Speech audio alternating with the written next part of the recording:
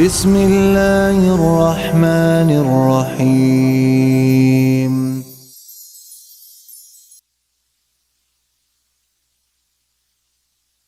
إن الحمد لله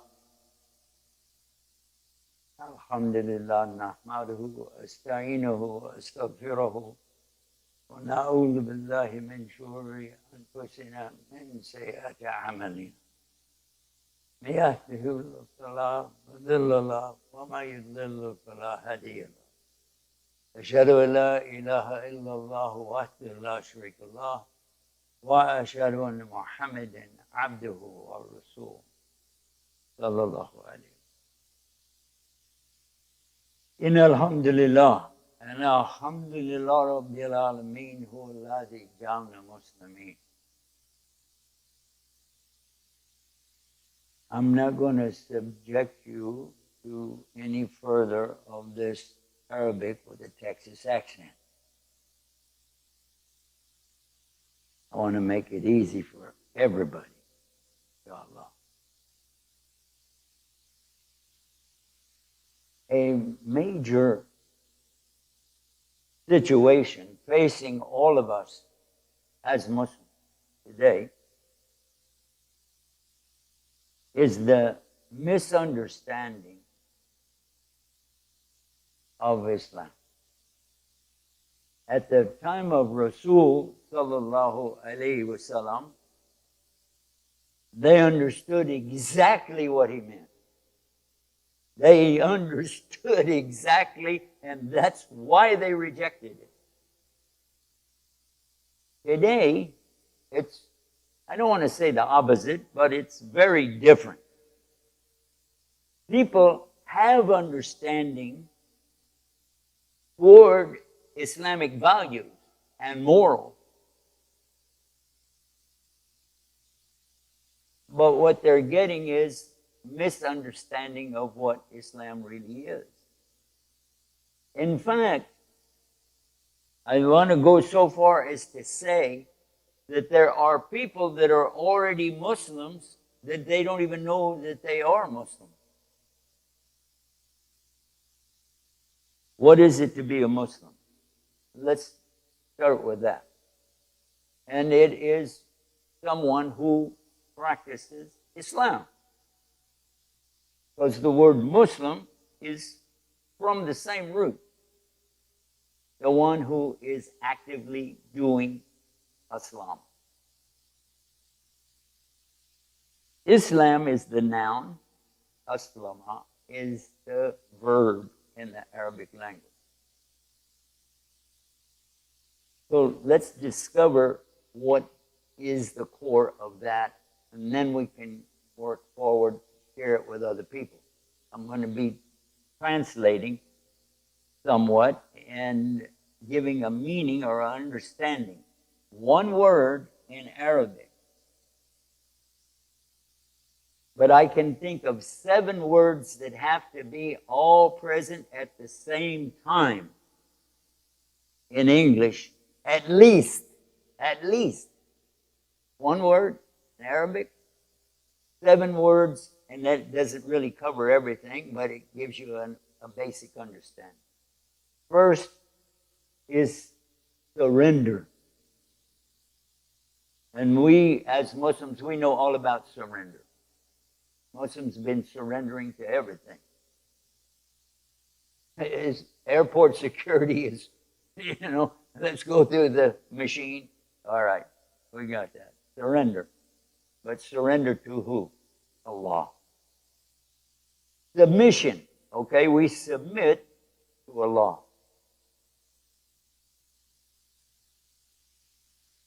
Then obedience. We obey Allah.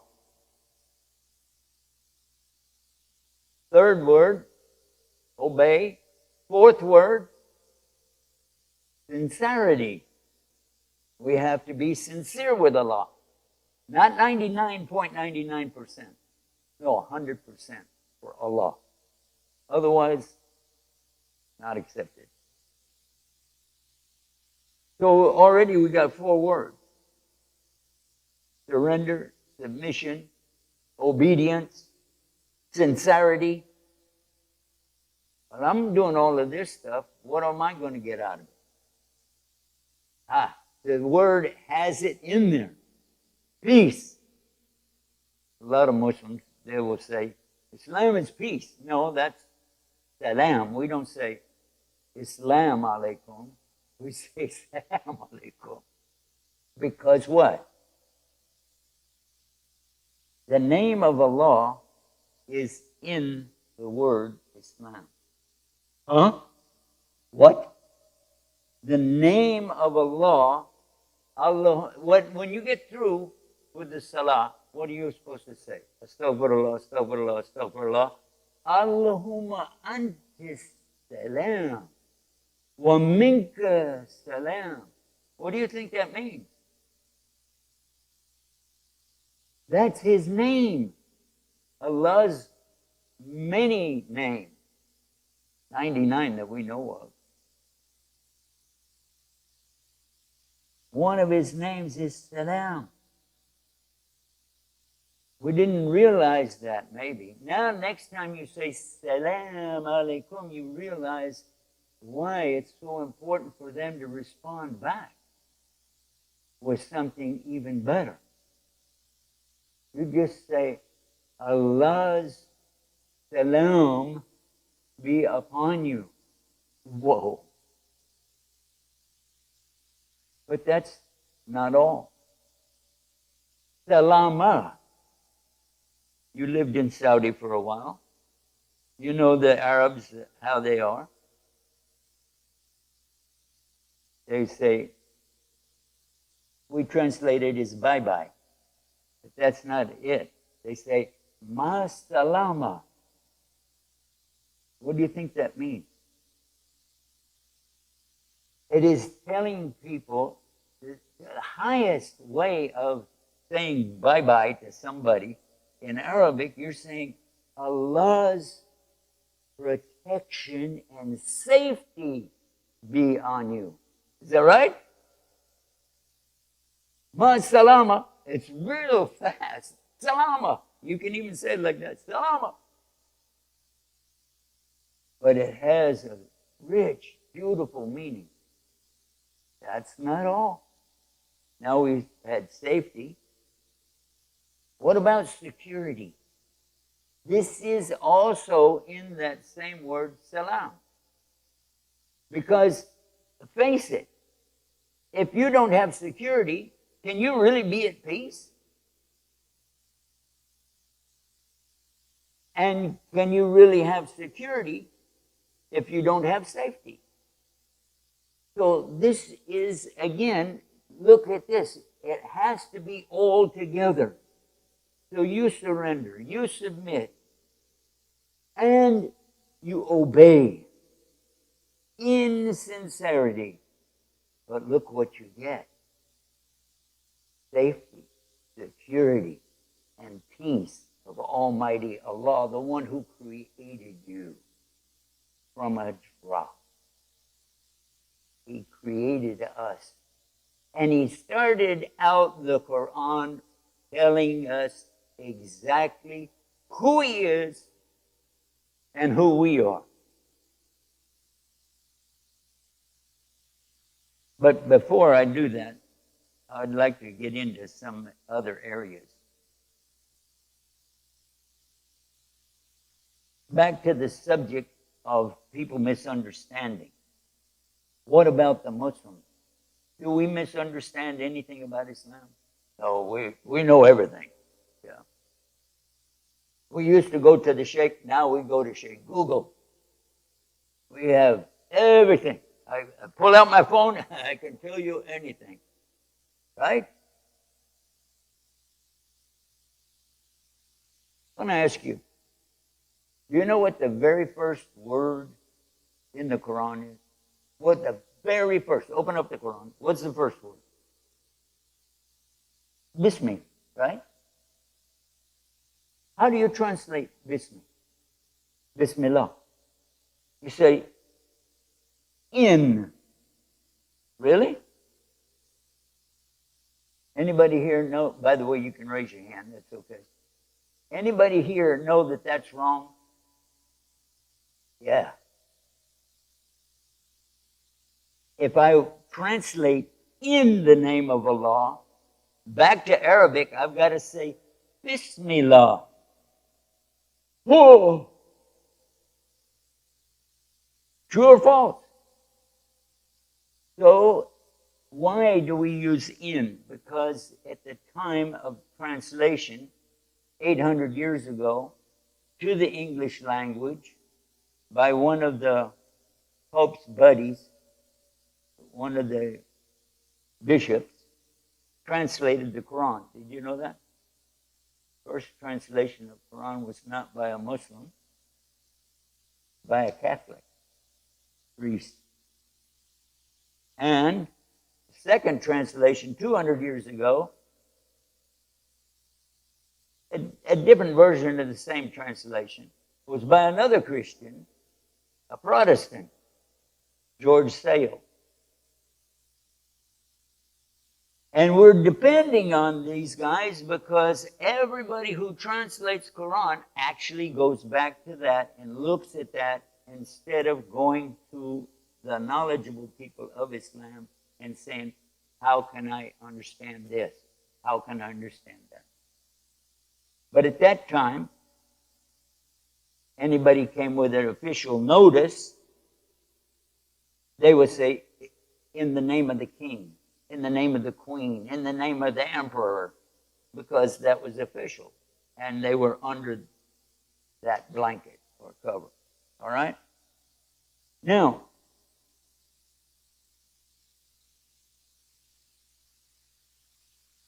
I didn't promise not to bore you to death. I just promised that I wouldn't bore you with the Arabic, with the Texas accent. Know that. So, but if you like to fall asleep, go ahead. This is the sunnah of a lot of Muslims today. Fall asleep in the khutbah. Okay? All right. Anyway, back to work. I want to talk about the first word, revealed. What was the first word? It wasn't Bismi. It was what? Iqra. Yeah, you can talk to the imam. It's okay.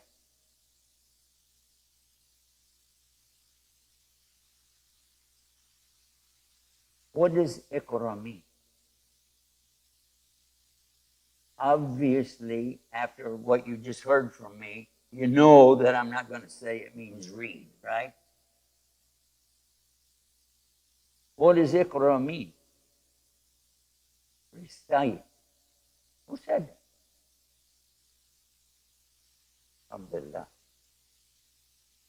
Recite. Now, look at this. I want you to pay attention now because somebody fabricated a hadith and stuck it here just so that it would say the meaning. Get this meaning out of it.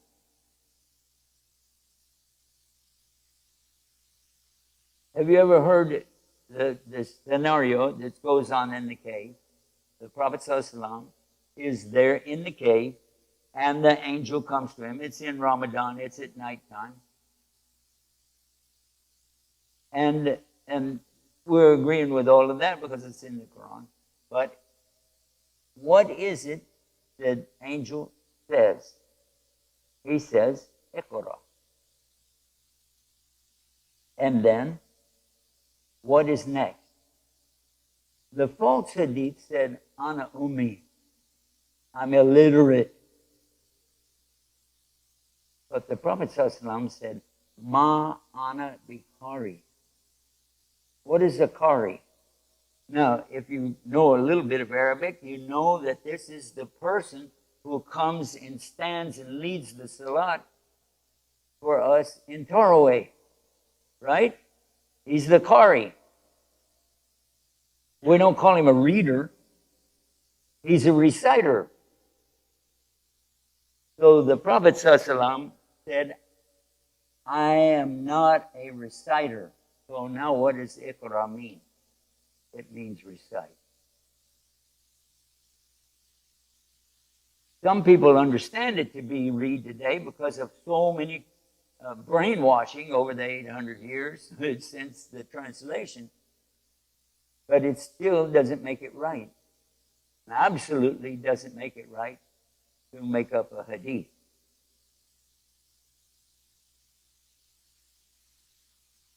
It was not a shame at that time, the Prophet time, it was not a shame to be illiterate because you didn't know how to read or write. 99% of all the people walking on the earth didn't know how to read or write. That was not a big deal to them. It was a big deal to learn to read and write. Whoa, you know, he has a cousin that met somebody one time that could read. Oh, wow. This guy has a cousin who, what are you talking about?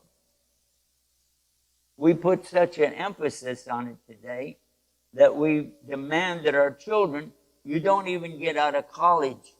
You don't even get married until you have at least some degrees. Is that true? Why? That's okay. That's not a problem. But why? You blame it on Allah. You say, Iqra, the first word in the Quran means read. Oh, really? I think it means recite. And if you wanted to insist on that, then why don't you have your children memorizing the Quran instead of memorizing philosophy and things that will take them away from Islam? Duh. All right, I'll wind it up now. I've got it to a point. I got you curious. I hope, inshallah, you'll continue searching. Maybe you'll find out maybe I'm wrong. Maybe there was a lot more you could say. I'm happy for you to do that.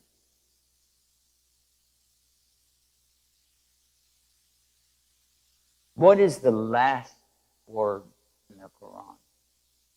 Well, the last word. It starts out with the name of Allah, Bismillah. But it ends with who is the message to. It doesn't say Muslim. It doesn't say mu'min. What does it say? Minul jinnati wan nas. For the jinn and human beings. Subhanallah. That message in there exposes the real truth of what Islam is supposed to be. The problem is not the message. It's those who have been left behind to convey that. Us. We're not doing a very good job. We need to work.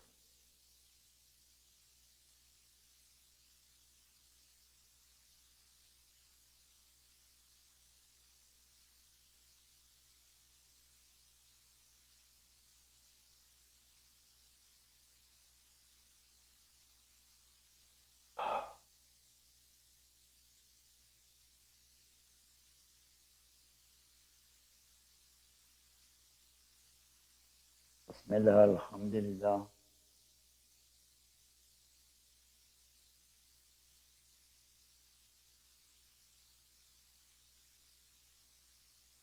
For every one of us that are here today,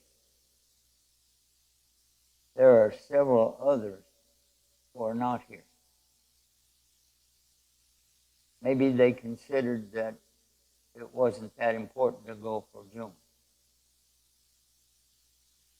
There is, chapter 62, if you go by the numbers like I do, in the Quran, Surah Jumma, telling you in ayah number 9, 10, and 11, to, when you hear the call, leave off your work and go and hear the word. And then, beautiful, tells you, go back to work. Go out and seek the bounties of Allah.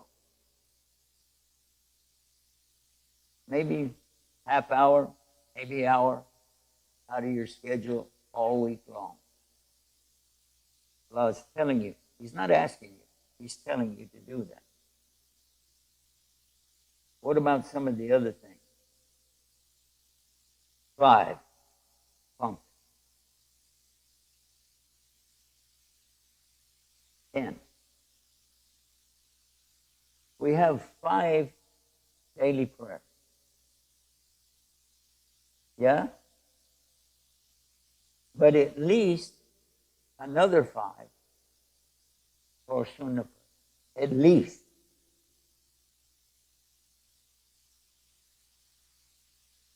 So, if somebody is not doing that, maybe they didn't understand what prayer really is.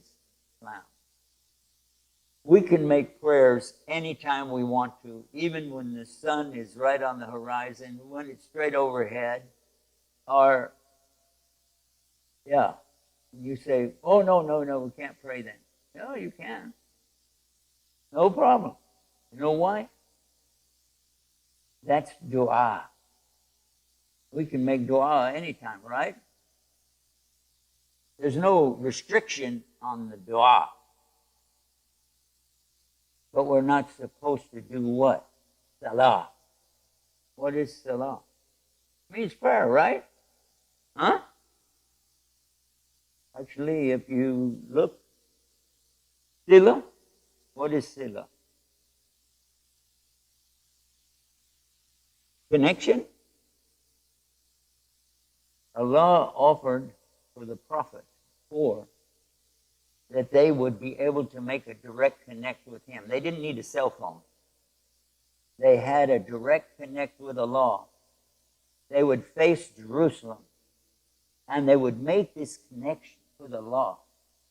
And then they would receive back the information that they could go forward with.